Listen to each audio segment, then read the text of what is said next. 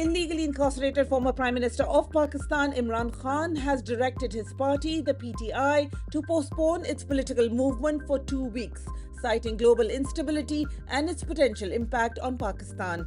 Mr. Khan, who is being held in solitary confinement inside the maximum security Adiala jail, issued the directives after his sisters were allowed into the prison to meet him.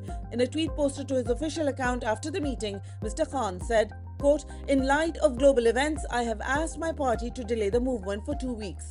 These international developments will affect Pakistan. In fact, they already are," unquote, Khan said, emphasizing the need for national unity during uncertain times. Mr. Khan is a staunch advocate for peace and has a stated policy of solving issues through diplomacy and talks.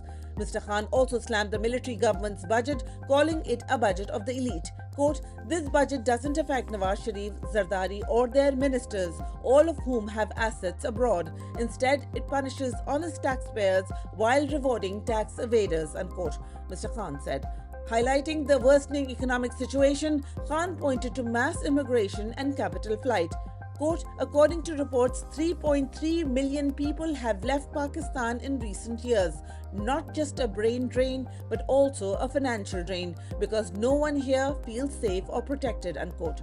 Mr. Khan also addressed the upcoming provincial budget in 𝐶𝐵 Pakhtunkhwa, where his party is in government, affirming that it would not be passed without his consultation. He stated that senior party leaders, including Ali Amin Gandapur, Umar Ayub, Muzammil Aslam, Taimur Jhagra, and Shibli Faraz, would brief him before any final decision is made. Imran Khan's illegal imprisonment has now spanned 683 days.